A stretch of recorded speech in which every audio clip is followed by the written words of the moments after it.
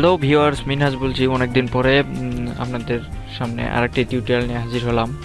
তো সবাই কেমন আছেন? আশা করি সবাই ভালো আছেন।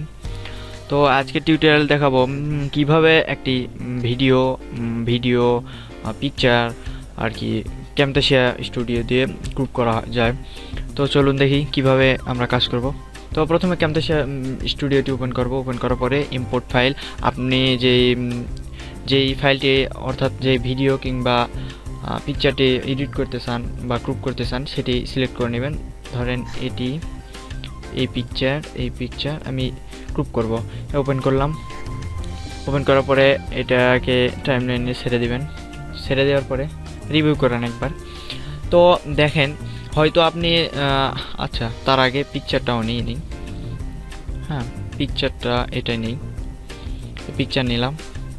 তো নেওয়ার পরে দেখেন হয়তো আমি এই পিকচারটাকে আর কি গ্রুপ করব। তো গ্রুপ করার জন্য দেখেন এটা আগে সিলেক্ট করে নেন। যদি বড় করার দরকার তো সিলেক্ট করে নিলেন, বড় করে নিলেন। হ্যাঁ, বড় করে নেওয়ার পরে গ্রুপ যদি করতে চান, এই যে এখানে গ্রুপ চিহ্ন গ্রুপ চিহ্ন আছে, এখান থেকে আপনি সিলেক্ট করে নিলেন।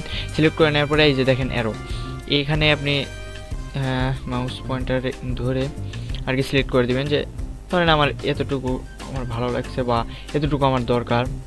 তো এভাবে সিলেক্ট করে নেবেন। হ্যাঁ, হয়ে গেছে। তো সিলেক্ট করে নেওয়ার পরে কী করবেন, আবার এখানে একটা ক্লিক করবেন। হ্যাঁ, ক্লিক করে নেওয়ার পরে হ্যাঁ, এটা আপনার হয়ে গেছে আর কি।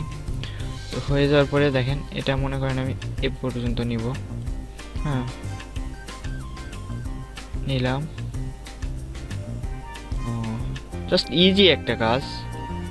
হ্যাঁ, ও তারপরে ধরেন এখন আমি এই ভিডিওটি আর কি গ্রুপ করতে চাই। তো জাস্ট এই ইমেজটা যখন হয়েছে অর্থাৎ পিকচারটা যখন হলো, আমি এটাকে সাইডে আনি। এখন এই ভিডিওটি আমি গ্রুপ করব। ভিডিও গ্রুপ করার জন্য আবার ওখানে ক্লিক করবেন। ক্লিক করার পরে এটাকে জাস্ট টেনে এনে ছেড়ে দিবেন। তারপরে আবার এই গ্রুপে ক্লিক করবেন। ক্লিক করার পরে এই ইমেজটা এনে দিলেন। ধরেন আপনার যে কোনো ভিডিওতে লাগুক বা যেভাবেই লাগুক, আপনার যেভাবে ভালো লাগে সেভাবে করবেন। জাস্ট ইজি একটা কাজ, কোনো বড় ধরনের কোনো হার্ডলি ওয়ার্ক না বা কাজ না। তো আজকের ভিডিওটি এ পর্যন্তই। সবাই ভালো থাকবেন, সুস্থ থাকবেন।